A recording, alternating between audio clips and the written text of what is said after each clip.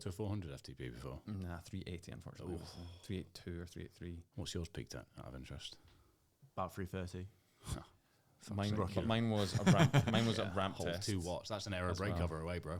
Yeah, mine was on a ramp test as well, which I would argue, I think, completely flipping the point that we made earlier. To get an accurate, like an actual accurate FTP, a ramp test is the least accurate. Yeah. However, it is the best metric to use for beginners. But for example, like pro cyclists are not doing a ramp test to estimate their FTP. They will be doing. For example, so I did my first ever outdoor in aero FTP test.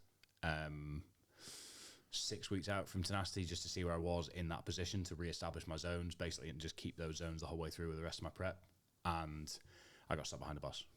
So just again, like with all the intention in the world, I had an external variable kind of undermine my result a little bit. So I think I came out on 2:86 with a 30-second stop, which was obviously far from ideal in that, but it was very good to have that data, because then it meant that I was much more aware of what the power numbers in front of me outdoors meant. Because I don't know about you guys, but my relationship with power on the turbo versus outdoors is very, very different. Yes. Which can be quite jarring in terms of your expectations as to how something should feel. So I think it's quite good to have data points outdoors, indoors. Yeah, it's very important to learn. And I forgot what I was going to say there. Well, what you mentioned about the ramp. So what I read an article from the guy that developed it. One of the key points was it wasn't actually originally developed to measure FTP. It's developed as a test of maximal aerobic power, which is what you're holding in that final minutes of the final of the ramp. And what they found was that people's FTP was very, very tightly correlated with 72 to 77% of your map.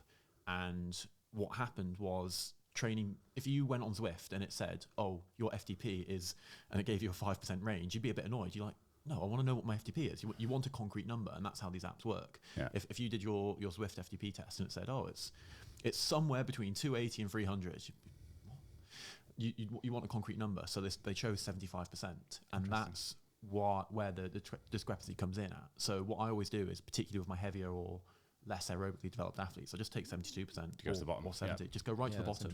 I didn't know the history of so it wasn't developed for FTP. It was just association that actually it's very tightly linked. That definitely applies. So like when I got, I think it was 382 on a ramp test, just being honest, thinking back to then, like, could I hold 382 watts for an hour? Like, no way. The thought of that at the time. You just got better at ramp tests. Yeah, I just got good at ramp test, and I just have like quite a high like output, and so I was suited to getting a high number on a ramp test, especially as a heavier cyclist.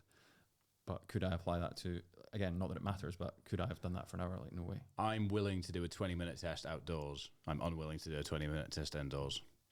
I mean, obviously, if you really told me I had to, then I'd do it. But that's kind of my worldview on that. It is pretty grim. And, as we've talked about, is it beneficial to kind of look at this number other than a zone setting metric? It's a recalibration point, I think, is that's how we use it in our programming generally. Yeah. And it helps people understand zones and give them that same sort of clarity that, given the pipeline of running to cyclists at the moment, it lets them frame it in a way that they're familiar with the sort of 5-zone system that we use for running as well, which is cool. So I think it's a valuable testing metric and a good thing to have front of mind. But if you do 12 weeks of training and your FTP doesn't jump up by a percentage that you read on Reddit, it might. But then you can look at how efficient you're moving, or your heart rate, or your aero, or all these position changes and things like that can have an impact on your performance. Again, I bring it back to the scale weight analogy.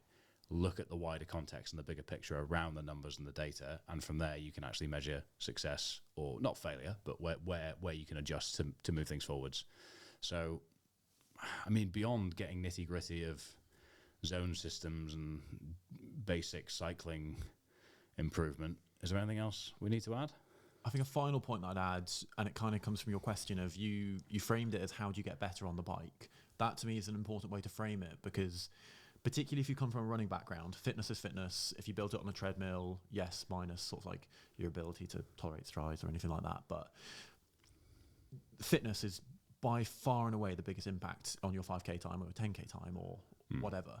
But that's not so always the case with cycling. There are so many other elements that go into it, and this is where time in the saddle comes in, particularly outdoors. And I'm such a big proponent of this. I know that in many places it's not safe to ride outdoors, or perhaps you feel more comfortable on the turbo, but nothing will do more for your ability to ride a bike than riding outdoors as much and as often as you can. I've seen a fair few Americans recently do full Ironman preps indoors because they just say, well, I'm not going to get hit by a car. Exactly. Like, you know, I completely understand the logic behind that. It's very unfortunate that is the case. But I just remember reading that thinking my first thought was, wow, it's going to be such a rude awakening coming out of T1 in the aero position, having done a whole block indoors. Yeah, it's almost like a completely different sport, like riding indoors versus riding outdoors. Obviously there's crossover and there's benefit to doing indoor sessions. For example, if you're doing a structured session, to hit your numbers, to not get a bus puller in front of you and stuff like that, I think it's beneficial to have the option. But if you never ride outside and you're not learning the skill of riding your bike, it's kind of what you're saying. Like, huge. Like running is obviously a skill as well, but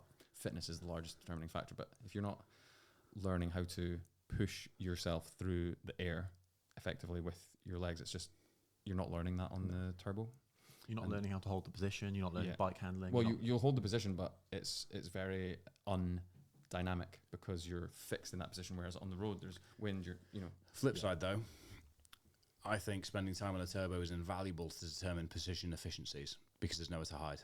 Whereas on the road, you can, because you're changing direction, you're standing up, you're moving side to side. You might not feel a bit of a strain or a pull in your lower back. You might not get as uncomfortable as you might in the turbo. I've gone through a period where on my road bike I felt completely comfortable outdoors but couldn't sit on it for more than an hour indoors.